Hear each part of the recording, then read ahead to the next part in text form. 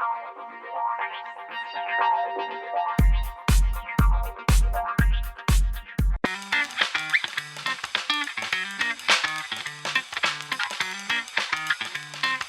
suis le fondateur et dirigeant de Drivey, qui est un site de location de voitures entre particuliers, site et appli mobile.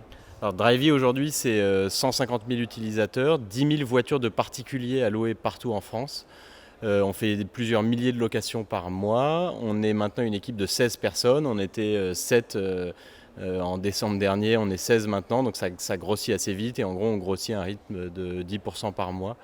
Et donc on est vraiment en phase de décollage des volumes assez impressionnant. Ce par quoi j'ai commencé, c'est le design du service et du produit.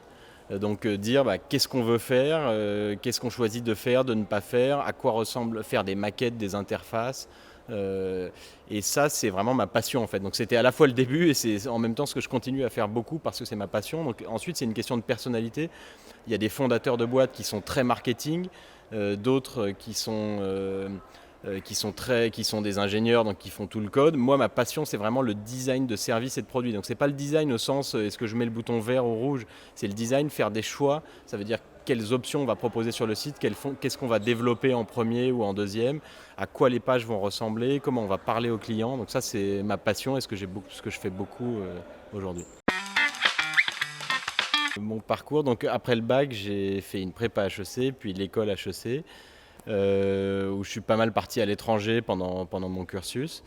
Et ensuite, en sortant d'HEC, je voulais être un peu en rupture avec tout ce qui se faisait. Donc, je voulais pas de marketing, pas de finance, alors que j'avais travaillé chez Louis Vuitton avant.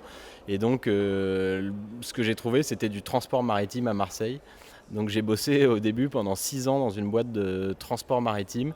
D'abord à Marseille, puis à Hong Kong, et puis à São Paulo au Brésil. Donc, un peu une vie d'expat assez sympa, mais dans un secteur qui était... Enfin, c'était à la fois une belle boîte, mais un secteur qui bouge pas beaucoup avec les vieux de la vieille, difficile de faire changer les choses. Et en fait, ce qui était un peu absurde, c'est que j'avais toujours voulu créer ma boîte et plein de fois je me suis dit allez, je me lance. Et j'ai attendu un peu la crise de la trentaine pour me dire là c'est plus possible, si je le fais pas maintenant ça sera jamais. Et donc justement à 30 ans, au bout de 6 ans dans cette boîte, j'ai démissionné et je me suis mis tout seul à plancher dans mon coin sur un projet de boîte.